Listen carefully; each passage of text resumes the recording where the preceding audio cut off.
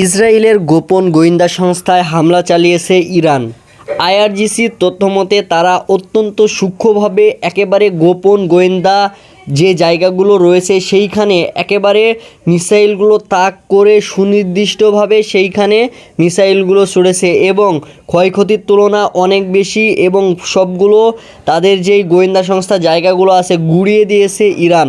মধ্যপ্রাচ্যে ডোনাল্ড ট্রাম্পের শান্তি চুক্তির কথা বলার পরে মনে হচ্ছিল যে যুদ্ধটা একটু নমনীয় হবে বা ইরান একটু নমনীয়ভাবে তাদের সাথে আচরণ করবে, কিন্তু ইরান মোটেও তা দেখায়নি। ইরান ইসরায়েলের ওপরে একের পর এক নতুনভাবে আরও নতুন উদ্যমে হামলা শুরু করেছে। ইতিমধ্যে ডোনাল্ড ট্রাম্প 12 পয়েন্টের একটি শান্তি চুক্তি ইরানের কাছে পাকিস্তানের মাধ্যমে পাঠিয়েছে, কিন্তু ইরান তা মোটেও গ্রহণ করেনি, সেটা একবারে সরাসরি নাকচ করে দিছে। কারণ ইরান শান্তি চুক্তির মাধ্যমে বা এরকম মুখামুখি কথার মাধ্যমে তারা শান্তি প্রতিষ্ঠা করতে চায় না। তারা একেবারে আন্তর্জাতিকভাবে একটা দলিলের মাধ্যমে তারা শান্তি চুক্তিতে যেতে চায় এবং তারা এটাই বলেছে। হরমুজ প্রণালীতে ডোনাল্ড ট্রাম্পের কথা ছিল যে তারা যেন হরমুজ প্রণালী সবার জন্য উন্মুক্ত করে দেয় আর এটার রাজত্ব করবে যুক্তরাষ্ট্র আর ইরান, কিন্তু সেটাও ইরান একেবারে নাকচ করে দিয়েছে।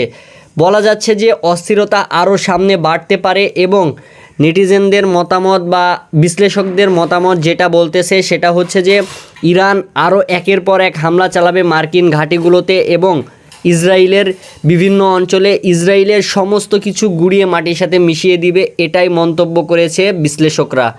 ডেস্ক রিপোর্ট, আর প্রাইম টিভি, ঢাকা।